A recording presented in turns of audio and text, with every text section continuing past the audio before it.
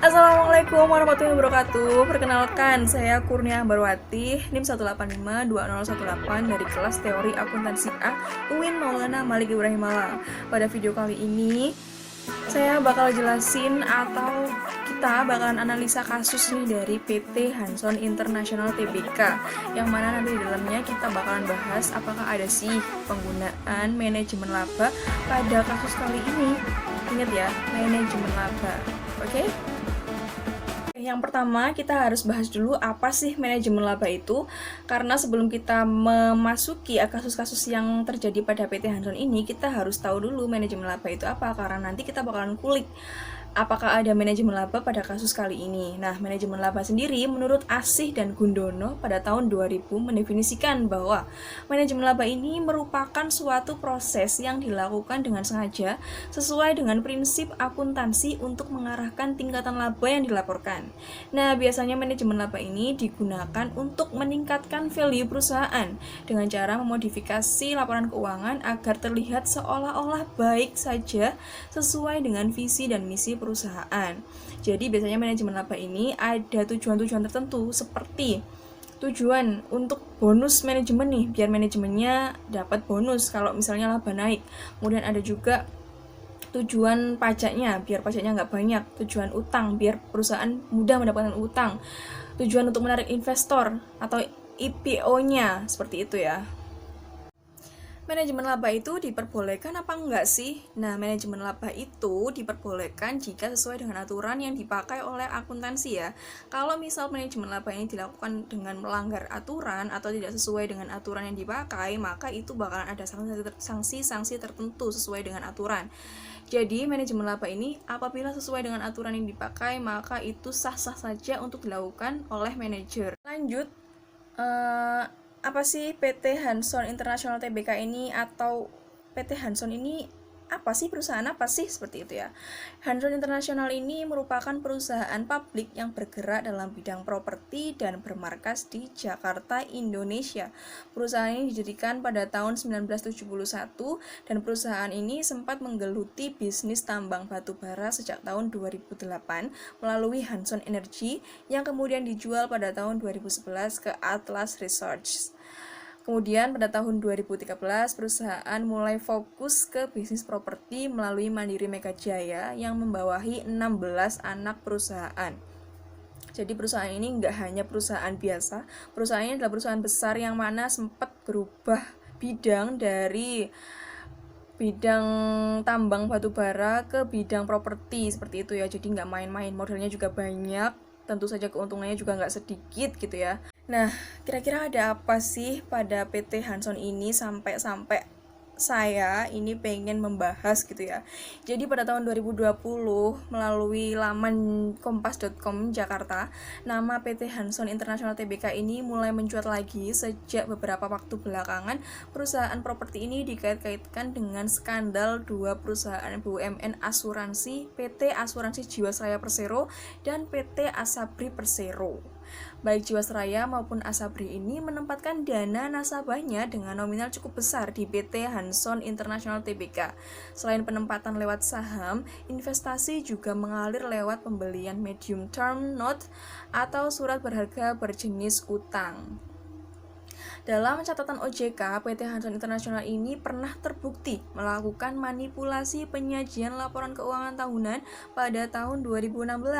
OJK pun menjatuhkan sanksi baik untuk perusahaan maupun direktur utamanya, yaitu Bapak Beni Cokro. Karena adanya berita ini, jadi aku penasaran nih, kira-kira apa sih, manipulasi apa sih pada tahun 2016 ini oleh PT Hanson?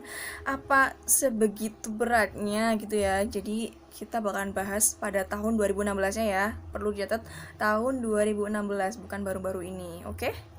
Nah, kira-kira apa sih kasus dari PT Hanson ini pada tahun 2016?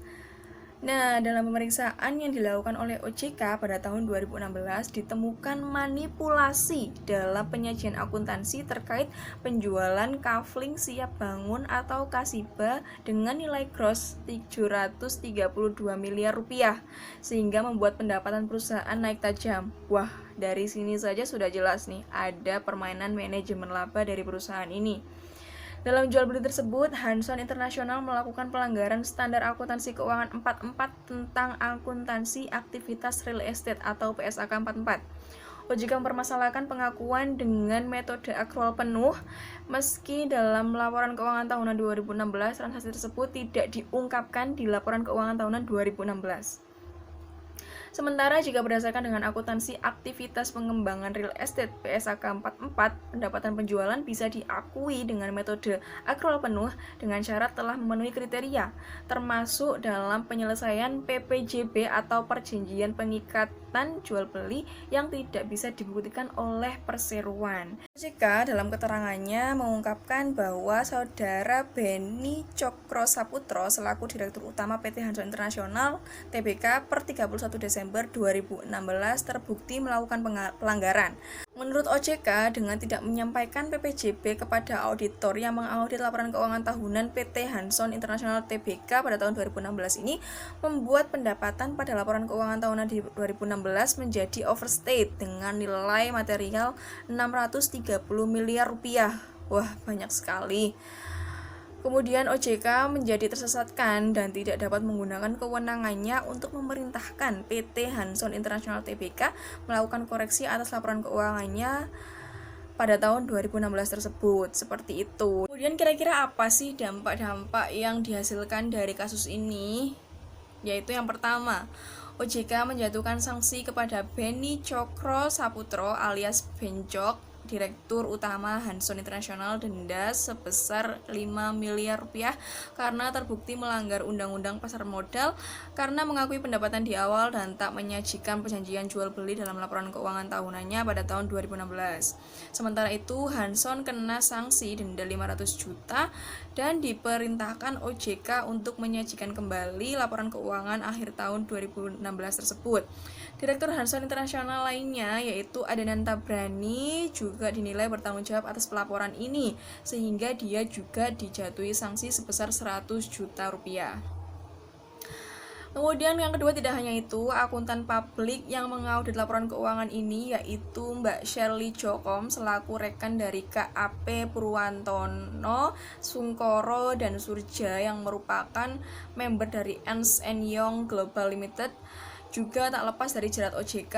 KAP ini dinilai telah melanggar standar profesi akuntansi karena tak cermat dalam melakukan audit atas laporan keuangan tahunan 2016 ini. Akibatnya KAP ini disanksi dengan pembekuan surat tanda terdaftar atau STT-nya selama 1 tahun. Sementara itu, OJK memberikan kesempatan kepada Hanson untuk menyajikan ulang laporan keuangan 2016-nya hingga akhir bulan pada tahun tersebut, yaitu paling lambat 31 Agustus kita sudah menerima laporan keuangan yang baru, yaitu kata Fahri dari Bursa Efek Indonesia, Jakarta, Jumat 9 Agustus 2019.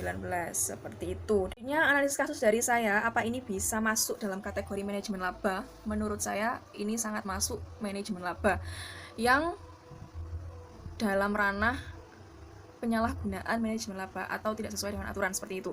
Kita perlu tahu bahwa manajemen laba ini tidak selalu dalam ranah negatif seperti itu ya. Manajemen laba juga sangat positif bagi perusahaan kalau dilakukan dengan sesuai aturan, yang mana nanti juga sesuai dengan pengennya manajemen untuk tampilan laporan keuangannya agar baik-baik saja, maka manajemen juga sangat perlu ini melakukan manajemen laba, namun dengan garis bawah harus sesuai dengan aturan. Nah, ini kasus ini yang aku analisis, kebetulan yang diungkap oleh publik adalah manajemen laba yang bermasalah seperti yang melanggar aturan seperti itu. Nah, maka dari itu kita perlu ketahui itu. Maka dari itu, karena manajemen laba ini di setiap perusahaan pasti ada, namun yang diungkap media tentu saja yang bermasalah. Nggak mungkin kan media akan mengungkapkan semua manajemen laba yang dilakukan perusahaan, nggak mungkin. Maka dari itu yang aku ambil adalah data oleh perusahaan yang melanggar aturan dengan manipulasi laba ini. Nah, bagaimana sih kok bisa dikatakan manajemen laba menurut saya?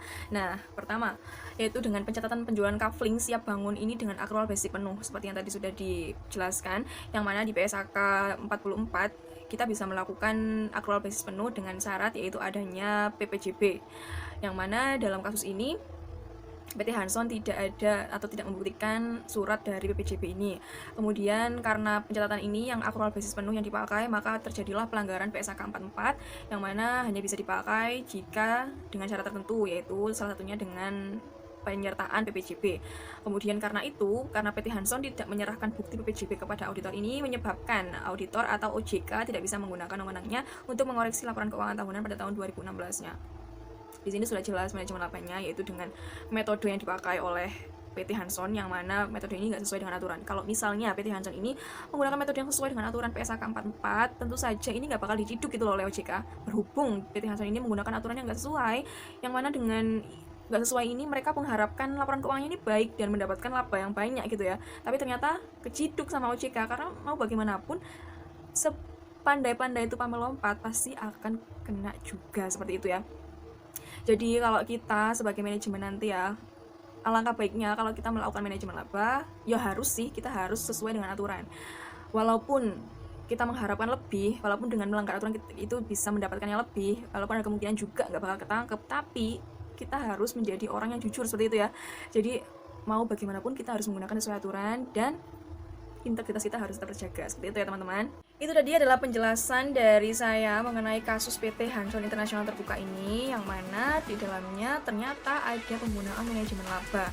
Dari awal kenapa saya tertarik membahas ini, kemudian kita bahas dari awal kasus ini bagaimana, kemudian dampaknya seperti apa, terus apa ini ada kaitannya dengan manajemen laba, sudah kita bahas dari tadi. Semoga video yang saya buat ini bermanfaat untuk teman-teman, kemudian semoga bisa diambil pelajaran dari kasus ini. Kemudian mohon maaf jika ada salah kata, kemudian ada salah tingkah, mohon dimaafkan yang sebesar-besarnya. Semoga kita semua bisa mengambil pelajaran yang baik-baik dari video ini.